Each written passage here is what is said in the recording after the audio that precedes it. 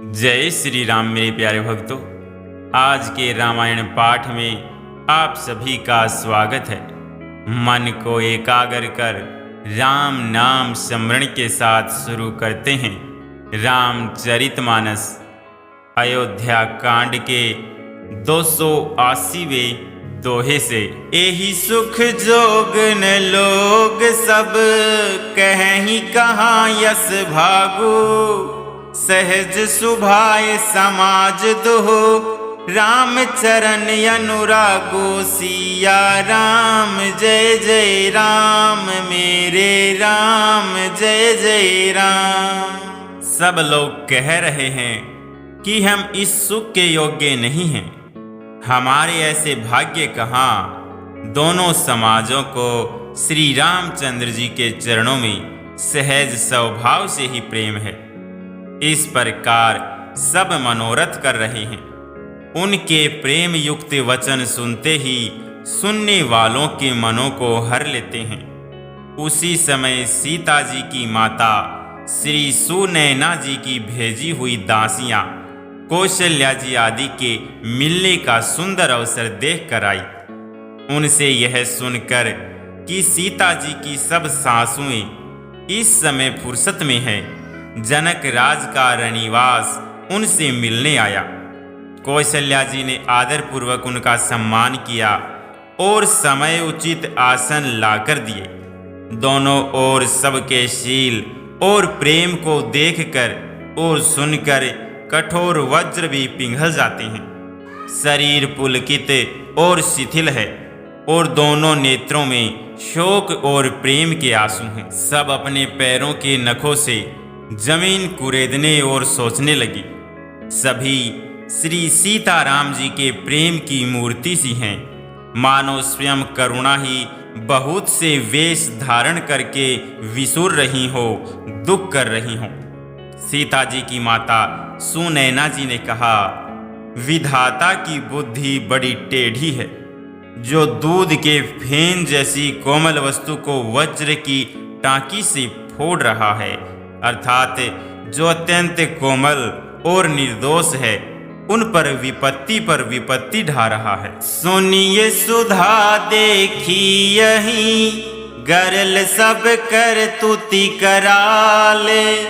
जह तह काक उलूक बक, मानस से कृत मराल। सिया राम जय जय राम, मेरे राम जय जय राम। अमृत केवल सुनने में आता है कि और विष जहाँ तहाँ प्रत्यक्ष देखे जाते हैं।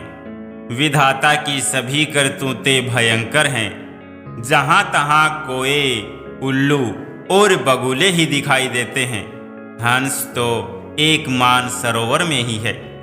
यह सुनकर देवी सुमित्रा जी शोक के साथ कहने लगी, विधाता की चाल बड़ी ही विपरीत और विचित्र है, जो सृष्टि को उत्पन्न करके पालता है और फिर नष्ट कर डालता है। विधाता की बुद्धि बालकों के खेल के समान भोली, विवेक शून्य है। कौशल्या जी ने कहा, किसी का दोष नहीं है, दुख सुख हानि लाभ सब कर्म के अधीन है। कर्म की गति कठिन है, उसे विधाता ही जानता है, जो शुभ और अशुभ सभी फलों का देने वाला है। ईश्वर की आज्ञा सभी के सिर पर है। उत्पत्ति, पालन और संहार तथा अमृत और विष के भी सिर पर है। ये सब भी उसी के अधीन है। हे देवी, मोहवश सोच करना व्यर्थ है। विधाता का प्रपंच ऐसा ही अचल और अनादि है। महाराज के मरने और जीने की बात को हृदय में याद करके जो चिंता करती है, वह तो हे सखी, हम अपने ही हित की हानि देखकर स्वार्थवश करती हैं। सीता जी की माता ने कहा, आपका कथन उत्तम और सत्य है। आप पुण्यात्माओं के सीमा रूप अवधपति महाराज दशरथ की ही तो रानी हैं, फिर भला ऐसा क्यों न कहेंगी। लखनऊ राम सिय जाहु बन, भल परिणाम न पोचो। गहबरी ही कह कोशिला, मोही भरत कर सोचो सिया राम। जय जय राम मेरे राम, जय जय राम। कौशल्या जी ने दुख भरे हृदय से कहा, श्री राम, लक्ष्मण और सीता वन में जाएं। इसका परिणाम तो अच्छा ही होगा, बुरा नहीं। मुझे तो भरत की चिंता है। ईश्वर के अनुग्रह और आपके आशीर्वाद से मेरे चारों पुत्र और चारों बहुएं गंगा जी के जल के समान पवित्र हैं। हे सखी, मैंने कभी श्री राम की सौगंध नहीं की, सो आज श्री राम की शपथ करके सत्य भाव से कहती हूँ। भरत के शील, गुण, नम्रता, बड़कपन, भाईपन, भक्ति, भरोसे और अच्छेपन का वर्णन करने में सरस्वती जी की बुद्धि भी हिचकिचाती है। सीप से कहीं समुद्र उलीचे जा सकते हैं। मैं भरत को सदा कुल का दीपक जानती हूँ। महाराज ने भी बार बार मुझे यही कहा था। सोना कसौटी पर कसे जाने पर और रत्न पारखी जोहरी के मिलने पर ही पहचाना जाता है, वैसे ही पुरुष की परीक्षा समय पड़ने पर उसके स्वभाव से ही उसका चरित्र देखकर हो जाती है। किंतु आज मेरा ऐसा कहना भी अनुचित है। शोक और स्नेह में सयानापन, विवेक कम हो जाता है। लोग कहेंगे कि मैं स्नेहवश भरत की बड़ाई कर रही हूँ।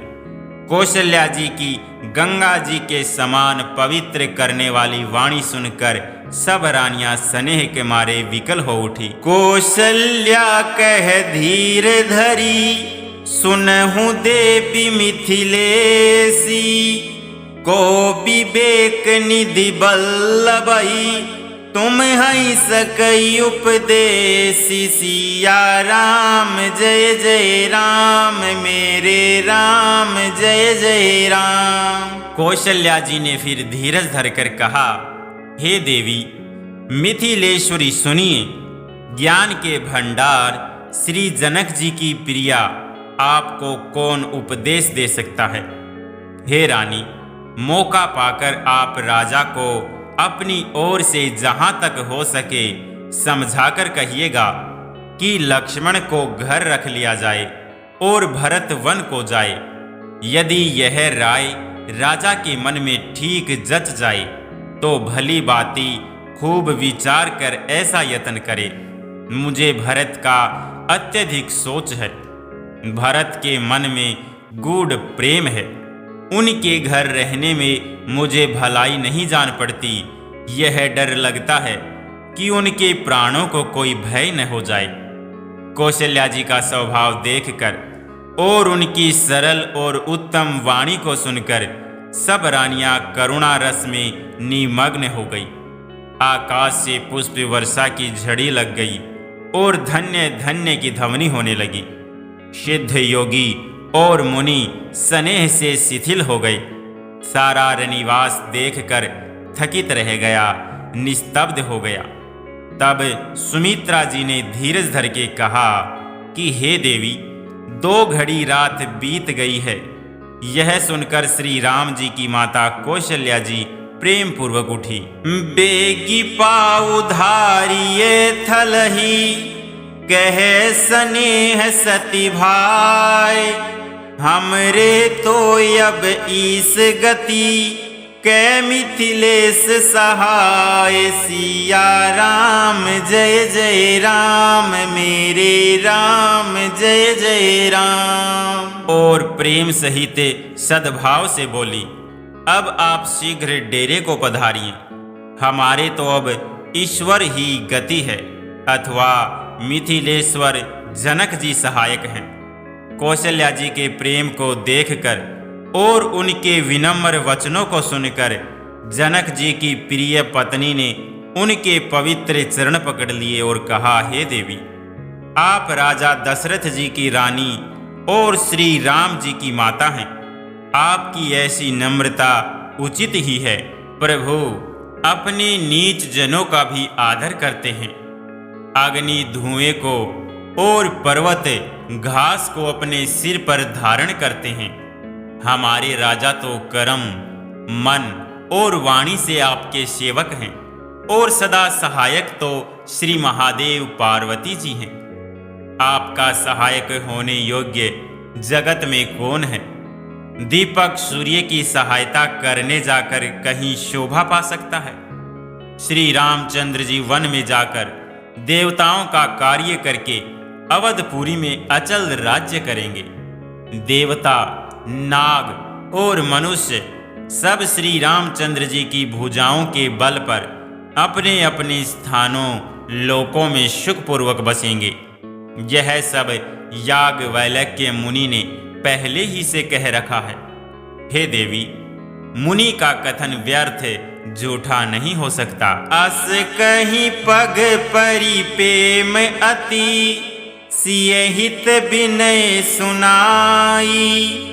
सिय समेत सिय मातु तब, चली सुआय सुपाई। सिया राम जय जय राम, मेरे राम जय जय राम। ऐसा कहकर बड़े प्रेम से पैरों पड़कर सीता जी को साथ भेजने के लिए विनती करके और सुंदर आज्ञा पाकर तब सीता जी समेत सीता जी की माता डेरे को चली।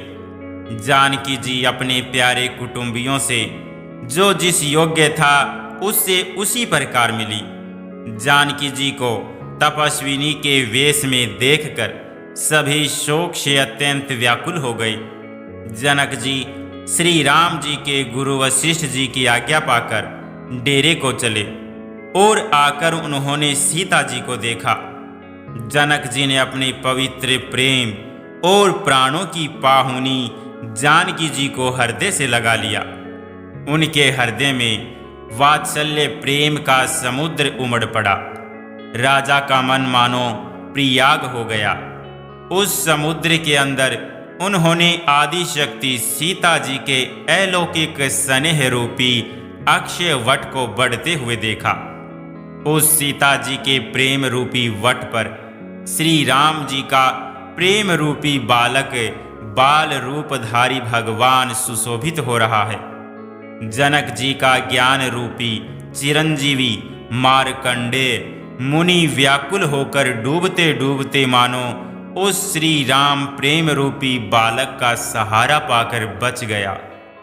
वस्तुतः ज्ञानी शिरोमणि विदेह राज की बुद्धि मोह में मग्न नहीं है।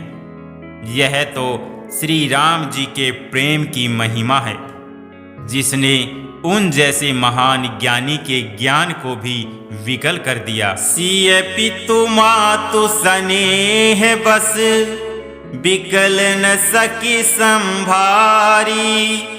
धरनि सोता धीरजु धरेउ, समउ सुधर्म विचारी। सिया राम जय जय राम, मेरे राम जय जय राम। पिता माता के प्रेम के मारे सीता जी ऐसी विकल हो गई कि अपने को संभाल न सकी। परंतु परम धैर्यवती पृथ्वी की कन्या सीता जी ने समय और सुंदर धर्म का विचार कर धैर्य धारण किया। सीता जी को तपस्विनी वेश में देखकर जनक जी को विशेष प्रेम और संतोष हुआ। उन्होंने कहा, बेटी, तूने दोनों कुल पवित्र कर दिए।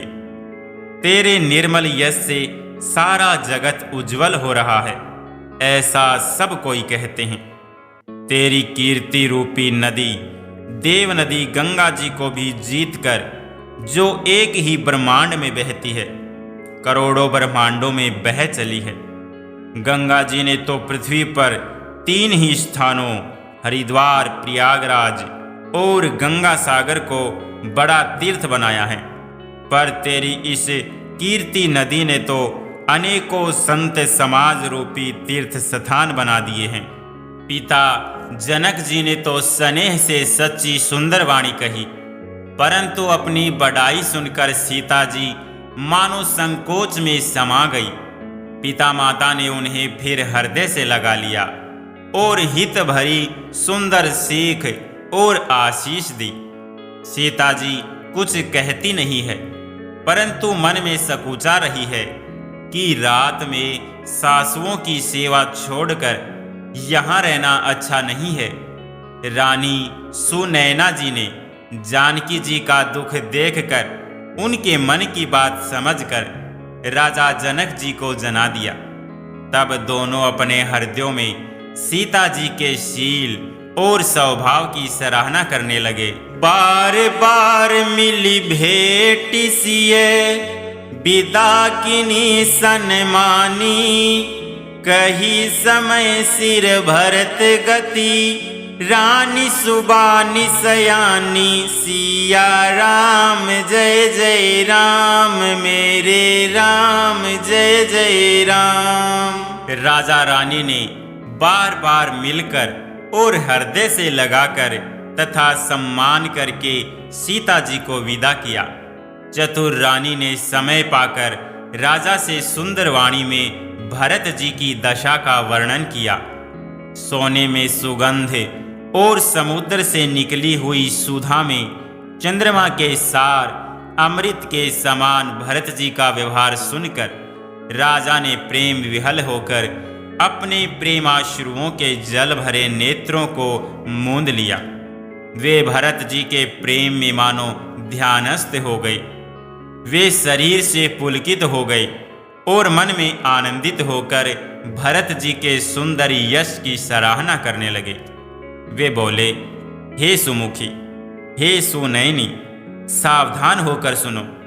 भरत जी की कथा संसार के बंधन से छुड़ाने वाली है। धर्म, राजनीति और ब्रह्म विचार, इन तीनों विषयों में अपनी बुद्धि के अनुसार मेरी थोड़ी बहुत गति है, अर्थात इनके संबंध में मैं कुछ जानता हूँ। वह धर्म, राजनीति और ब्रह्म ज्ञान में प्रवेश रखने वाली मेरी बुद्धि भरत जी की महिमा का वर्णन तो क्या करे, छल करके भी उसकी छाया तक को नहीं छू पाती।